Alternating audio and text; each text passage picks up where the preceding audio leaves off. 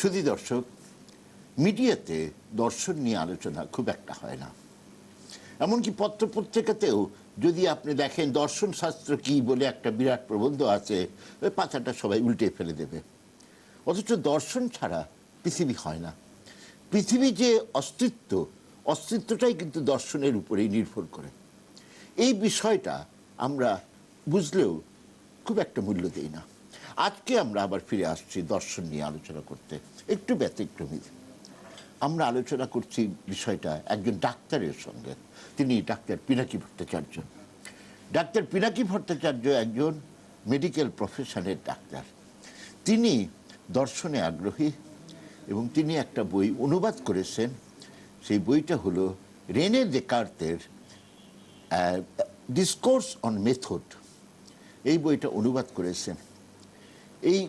এই যে একজন ডাক্তার হয়ে তিনি দর্শন শাস্ত্রে আকর্ষণ অনুভব করেছেন, আমরা এটা নিয়েই প্রথমে শুরু করি।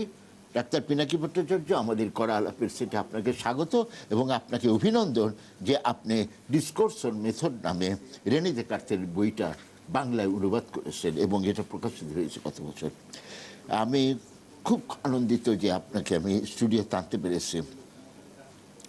ডাক্তার হিসাবে আপনি দর্শনকে কিভাবে লেখেন? না, প্রথম ইস্যুটা হচ্ছে যে ডাক্তারি তো আমি এই শিক্ষায় শিক্ষিত আর কি, এটা আমার প্রফেশন। আর প্যাশন যদি বলেন, প্যাশন তো মানুষের থাকতেই পারে। অনেকের অন্য অনেক ধরনের প্যাশন থাকে। কেউ যেমন খেলা দেখতে পছন্দ করে বা খেলতে পছন্দ করে, কেউ গান শুনতে পছন্দ করে, কেউ হয়তো ডাক্তারির পাশাপাশি রাষ্ট্রনায়কও হয়ে যায়, যেমন মাহাথির মোহাম্মদ। তো আমার প্যাশনটা হচ্ছে ফিলোসফি। সো দর্শনের বিষয়ে আমি ছাত্রজীবন থেকে আকৃষ্ট। ছাত্রজীবনে মার্ক্সবাদে আকৃষ্ট ছিলাম এবং মার্ক্সীয় দর্শনে এটা পড়াশোনা করেছি, রাজনীতির সাথে যুক্ত ছিলাম। তো তখন থেকে দর্শনের ব্যাপারে আমার নিজের একটা আগ্রহ এবং আকর্ষণ ছিলই। পরবর্তীতে যখন পেশায় আসলাম, পেশায় আসার পরে আমার মনে হলো যে মার্ক্সীয় দর্শনের বাইরের দর্শনগুলো একটু জানা দরকার, পড়া দরকার। বিশেষ করে স্টার্টিং ফ্রম অ্যারিস্টটল বা তারও আগে মডার্ন ফিলোসফি, সেই জিনিসগুলো জানা দরকার। তো আমাদের একজন অগ্রজ আছেন, ডক্টর লিয়াকত আলী, ওনার সংস্কৃতি বিকাশ কেন্দ্র বলে একটা প্রতিষ্ঠান আছে, সেই প্রতিষ্ঠানের সাথে আমি যুক্ত। এবং আমাদের একটা চিন্তার ইতিহাস বলে একটা পাঠচক্র আছে, সেই পাঠচক্রে আমি প্রায় 3 বছর ধরে চিন্তার ইতিহাস নিয়ে পড়াশোনা করেছি। এবং সে সময় আমার দর্শনের যে মৌলিক বইগুলো, সেগুলো অনেকগুলোই পড়া হয়েছে, একদম মৌলিক বইটা। এবং সে সময় আমার মনে হয়েছিল যে দেকার্তটা আমি খুঁজছিলাম তখন, বাংলা ট্রান্সলেশন আছে কিনা। এমনকি ইংরেজি ট্রান্সলেশনটা আমি সে সময় খুঁজে পাইনি, নেটে খুঁজে পেয়েছিলাম। তখন মনে হয়েছিল যে দেকার্তের এই লেখাটা বাংলায় অনুবাদ থাকা প্রয়োজন। অবশ্য আমি পরবর্তীতে জানতে পেরেছি যে একটা বাংলায় অনুবাদ আছে, যেটা সেই সময় আমি খুঁজে পাইনি। তো তখন থেকে আমি একটু একটু করে নোট নিতাম আর কি, দেকার্ত যখন পড়তাম নোট নিতাম। তখন মনে হলো যে ঠিক আছে, এই নোটগুলোকে আরেকটু কম্পাইল করি, কম্পাইল করে এটাকে যদি ট্রান্সলেশনের রূপ দেওয়া যায় বা অনুবাদের রূপ দেওয়া যায়, তাহলে আরও সবাই জানতে পারবে, পড়তে পারবে। এবং আমার ওই সময় পাঠচক্রের সময় মনে হয়েছিল যে দেকার্তটা খুব ভালো করে জানা দরকার, স্পেসিফিক্যালি যদি মডার্ন ফিলোসফিটা আমরা জানতে চাই। তো এটাই হচ্ছে ব্যাকগ্রাউন্ড আমার ফিলোসফি সম্পর্কে। ওই যে আপনি বললেন যে সংস্কৃতি বিকাশ কেন্দ্রে যে চিন্তার ইতিহাস, হ্যাঁ, এটা অধিকাংশই দর্শন সংক্রান্ত আলোচনা হয় ওখানে, চিন্তার ইতিহাস অফ ম্যানকাইন্ড। এক্স্যাক্টলি, এটা আসলে মানে দর্শনের একটা বিশেষ ধারা আর কি, এপিস্টেমোলজি বা চিন্তার ইতিহাস।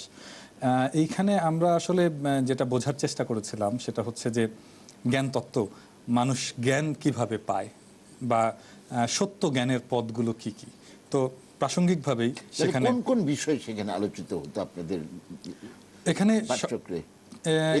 কি আলোচনা হয়েছে? হ্যাঁ, অবশ্যই অবশ্যই। এটা শুরু হয়েছিল সেই ব্যাবিলনিয়া থেকে এবং সেখান থেকে অগ্রসর হয়ে অ্যারিস্টটল, প্লেটো এবং মিডল এজ, তারপরে স্কলাস্টিক গ্রুপ, এমনকি শেষ দিকে এসে নিউ সায়েন্টিস্ট এবং পোস্ট মডার্নিজম, সেখানে এসে আমরা শেষ করেছি আর কি। এবং চিন্তার যে এভলিউশন, যে বিবর্তন, সেটা নিয়েই আসলে আমরা আলোচনা করেছি। এবং আমরা ফিলোসফির বইগুলোতে যেই জায়গাটার দিকে নজর দিতাম সেটা হচ্ছে যে জ্ঞান তত্ত্বে এই ফিলোসফির বা এই চিন্তার কন্ট্রিবিউশনটা কি।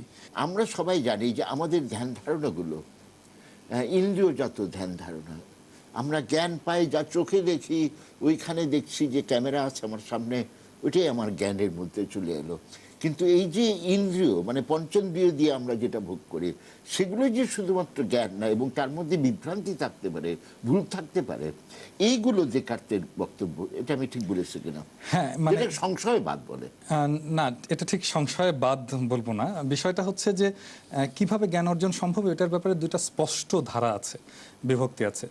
একটা ধারা হচ্ছে ন্যাশনালিস্টিক ধারা, যুক্তিবাদীদের ধারা, আর একটা ধারা হচ্ছে এম্পিরিসিস্টদের ধারা বা অভিজ্ঞতাবাদীদের ধারা। এবং দুই ধারায় সমস্ত ফিলোসফারের চিন্তাকে কিন্তু সংবদ্ধ করা যায়।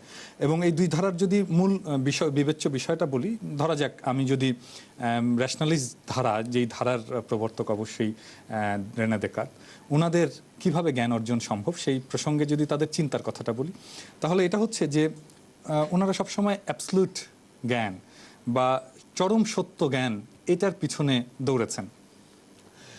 যেমন ধরা যাক যে প্লেটো বা সক্রেটিসের একটা বিখ্যাত উক্তি আছে, আমরা সবাই এটা পড়েছি, নো দাই সেলফ, নিজেকে জানো।